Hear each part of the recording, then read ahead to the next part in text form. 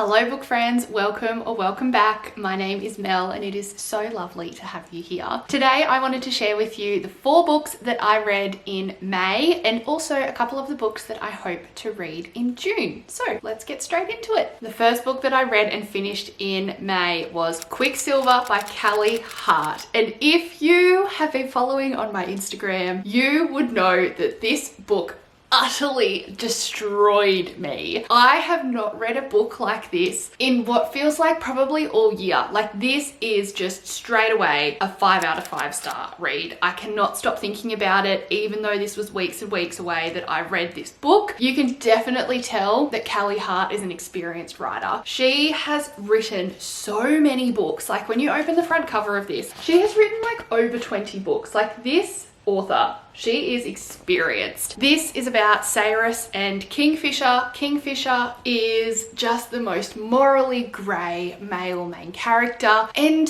we love that about him. He's grumpy, he's protective, he certainly doesn't like Cyrus to begin with, but as we get through the story, we kind of learn why. The romance in this and the desire absolutely slapped. Like, this, oh, just fantastic. I was up for hours and hours in the early morning reading this book. I could not put it down. When I did finally finish it, I just had to sit in silence for a good 20 minutes to just process everything that had happened. I absolutely loved the element of Quicksilver, which is this kind of living liquid, kind of like a body of water, but it's not. It's pure silver that only certain people in this magical world can hear and can communicate with, and Cyrus happens to be one of those people unexpectedly. Kingfisher also has an element of it, which it partially kind of draws them together, but there's an overarching oncoming war that Kingfisher in their magical world is preparing for, and Cyrus ends up becoming a really key and pivotal figure in that fighting. The war scenes and the fighting were fantastic. I felt like, you know how sometimes with fighting scenes you're kind of like, and they move their leg there and they move their arm there and they, you know, step around this person's body and you're kind of a little bit confused. It doesn't feel fluid. This certainly felt very fluid the whole way through with all of the action scenes. There was just enough world building to make you feel like you knew your surroundings, but you were very invested in the characters. This is very much a character driven fantasy story, so if you're looking for that high fantasy, like intense, intricate world building, you're probably not going to find it here, but there are elements of it which make it so addictive, but it's still fast paced, which is fantastic. Next up, we started Our Infinite Fates by Laura Stephen, and sadly this was a DNF for me, and it was a DNF kind of close to the end of the book, if I'm completely honest. I was about 100 pages from the end. This book is about Arden and Evelyn. They are tethered together through some magical ribbon, in that when they turn 18 they have to murder one another because they can't live past their 18th birthdays. In every single lifetime this is what occurs. They have been reborn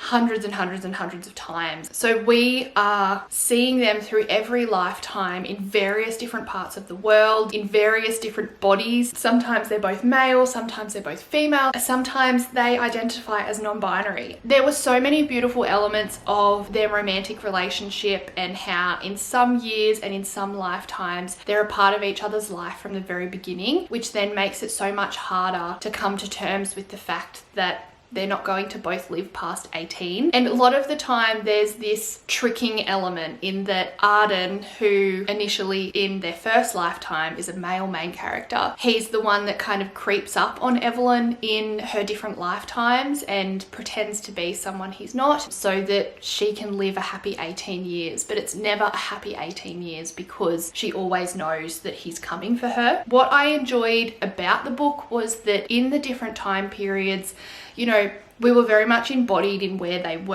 and it could be France, it could be in a war, it could be modern day, and the modern day element was Wales 2022. But I just felt like it took so long for the reveals to happen. It felt like we weren't really moving anywhere and we weren't really progressing. Yes, we were learning about their previous lives together, but that wasn't actually building on the characters that they are in 2022, which was the present time period. I didn't feel connected to the characters. I did in the beginning, but probably from the middle to the 100 pages from the end where I DNF'd it, I kind of had this feeling of, I actually don't really care what happens. I don't feel like I want to know the reason behind why they're tethered together. It just started to feel really repetitive and I disconnected from them. I think also I struggle to read young adult these days, and this was very much a young adult novel. So if you enjoy young adult, whimsical type of fantasies that are quite slow and have an ending that wraps up really quickly, possibly in the last 50 pages, this is going to be for you. But sadly, after finishing Quicksilver by Callie Hart, and that all moved so quickly and it was such a phenomenal read for me, I found this really hard to jump into. So that's my DNF for May. Next, I read Special Delivery by Lisa Ronald. I enjoyed this book a lot. I had the opportunity to meet Lisa. She was at my local library doing an author talk, and she very kindly signed this book for me, which is so lovely. Lisa is hilarious, and that's definitely conveyed through her book. This is about Poppy and James. Poppy moves back to her small regional town of Orange, New South Wales, and she's pregnant and she's doing single mum life. She's in the late stages of her pregnancy. She's going to give birth in Orange. She's going to meet the midwife who is going to be delivering her baby, and initially it's a woman and then it turns out to be a man, and that is James. James is very reserved. He's very closed off to Poppy, kind of because she's different to any woman that he's ever met before, and that kind of intimidates him a little bit. But he ends up delivering Poppy's baby, and the support that he shows her while she's delivering the baby, but then following that kind of with the at-home nurse check-ins and seeing her around town, bumping into each other and spending a little bit of time together. They start to resistantly to begin with, but then eventually they form a really nice friendship. I look forward to reading more of Lisa's books. This one is a 3 out of 5 stars for me. The last book that I read in May was The 9-Month Contract by Amy Dawes. This had been all over my Instagram. It had been coming up in my algorithm, so when I saw it in Dimmick Sydney, I had to pick it up. This was a really interesting read for me. This book was really fun. If you just want a really easy to read, spicy romance that's a little bit different, I'd recommend it. So this is about Trista and Wyatt. Trista is wanting to become a surrogate, mainly because she needs the money. She didn't have a positive family upbringing, so for her, feeling maternal isn't really something that she resonates with. But then we have Wyatt, and he's very excited to become a single dad. He has had a really positive family environment growing up, but he's also seen his brother go through the challenges of a divorce while having a child, and he's decided that's just not really for him. He's happy to do it on his own and to be a single dad. So Wyatt's niece actually ends up finding Trista in a very, very funny way at a fertility clinic, and she says, I reckon you'd be the perfect match for my Uncle Wyatt, who is looking for a surrogate. This ties in themes of plus size female main characters, single dad trope, found family trope. You've also got a bit of spice, and then you've also got surrogacy, which are all themes that I have read probably before individually, but never mushed up into the one book. So this was a really fun read. It only took me,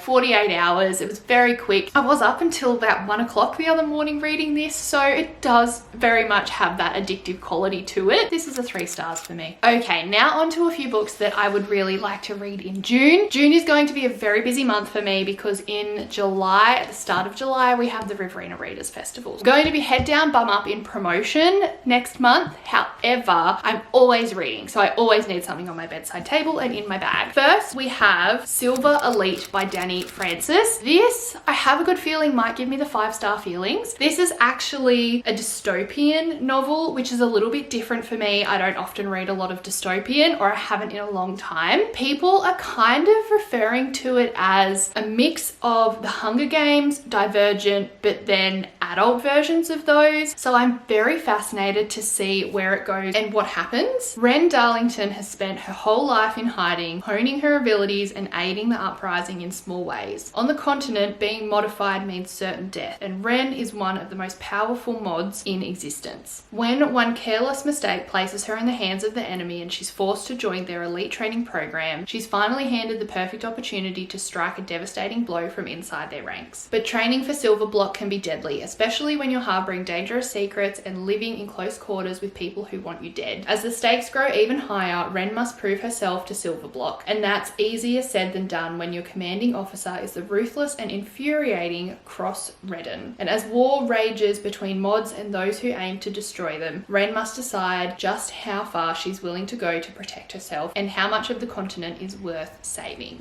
Sounds great, sounds really fast paced. I did start it last night, but I was falling asleep, so gonna restart that today. I was also very lucky to receive a beautiful pre-release copy of Maya Linnell's new book, Cockatoo Cove. I have read nearly all of Maya's books. Maya is a beautiful dear friend. She's also coming to the Riverina Readers Festival. This is an interconnected standalone from Kookaburra Cottage. One of the kind of featured characters in there, the best friend of one of the main male characters, is the main character in this, which I'm very, very excited for. Thank you very much, Maya, for sending this through to me. I am so excited to read it next month. We also have Romantic Fiction by Laurie Gold. This was very kindly sent to me by Harlequin, and this is a book about books. So thank you, Harlequin, for sending this through to me, because we know that I love these types of books. Sophie Wilde's best-selling fantasy romance is a cultural phenomenon, breaking records and readers' hearts for years. As buzz builds for the release of the 10th and final book in the series, Sophie is asked to headline the premier romance readers convention, a career milestone, one she won't let anyone take from her, especially the next Sophie Wilde. That's what they're calling her, Hartley West, a self-published debut author who writes in the style of Sophie Wilde, except she doesn't actually write anything. After Hartley admits to using AI, Sophie's ready to watch her be skewed by social media. Except in this unpredictable world, Hartley is instead lauded for being innovative. After an unhinged rant unintentionally goes viral, Sophie is on the verge of losing her headliner status and her fans. As the convention begins, Sophie is surrounded by her fellow authors who fear their futures, their livelihoods, and their art will be stripped away one AI prompt at a time. Something must be done. This has to end now. And with the clock ticking, Sophie enlists a cohort of authors to help her stop Hartley vowing the next Sophie Wilde over my dead body or hers. Doesn't that sound incredible? I'm so ready for this. Let me know down below, and I'm gonna put this stack down, what you have read this month and what you've really enjoyed and what I should try and add to my TBR pile. Thank you so much for watching. If you enjoyed this video, be sure to like and subscribe, and I look forward to seeing you in the next one. Bye.